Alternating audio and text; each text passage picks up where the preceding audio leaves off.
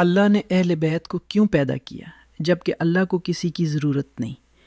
کیا یہ صرف ایک خاندانی نسبت ہے یا اس کے پیچھے کوئی الہی مقصد ہے؟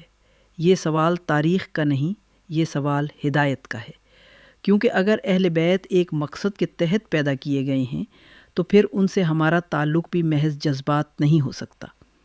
آج ہم بات کریں گے نہ فرقہ وارانہ انداز میں بلکہ قرآن، عقل اور حقیقت کی روشنی میں۔ اللہ تعالیٰ کوئی چیز بلا مقصد پیدا نہیں کرتا۔ قرآن واضح کہتا ہے، ہم نے آسمان اور زمین کو کھیل تماشے کے لیے پیدا نہیں کیا۔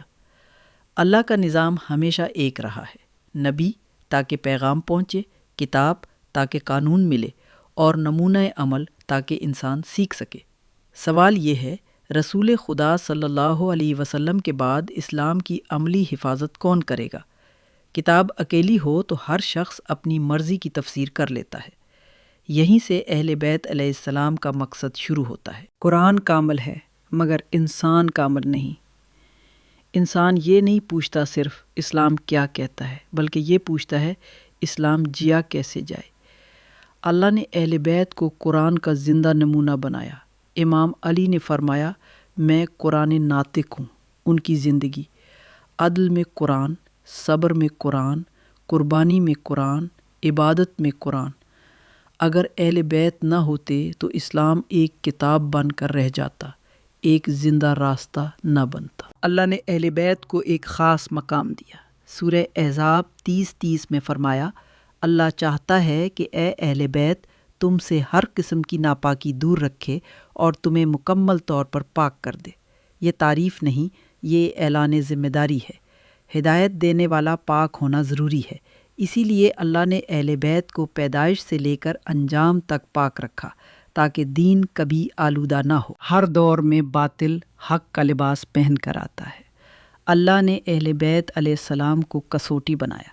امام حسین علیہ السلام کو کربلا کے لیے پیدا کیا گیا۔ کربلا اتفاق نہیں تھی، یہ ضرورت تھی۔ جب دین سیاست بن گیا، طاقت سچائی پر غالب آنے لگی، خاموشی اسلام کو ختم کر دیتی، تو حسین علیہ السلام کھڑے ہوئے تاکہ تاریخ ہمیشہ جان لے اسلام کس طرف تھا۔ اللہ زمین کو کبھی حجت کے بغیر نہیں چھوڑتا۔ رسول خدا صلی اللہ علیہ وآلہ وسلم نے فرمایا، میں تم میں 2 گراں قدر چیزیں چھوڑ رہا ہوں، قرآن اور میرے اہل بیت۔ اگر ان دونوں سے وابستہ رہو گے تو کبھی گمراہ نہیں ہوگے۔ ایک کتاب، ایک رہنما سلسلہ۔ یہی وجہ ہے کہ اہل بیت علیہم السلام کا سلسلہ امام مہدی علیہم السلام تک جاری ہے۔ ہدایت کبھی بند نہیں ہوتی۔ اللہ نے نہ دولت مانگی نہ اقتدار۔ سورہ شورى، میں تم سے کوئی اجر نہیں مانگتا سوائے اپنے قریبیوں کی محبت کے۔ محبت کیوں؟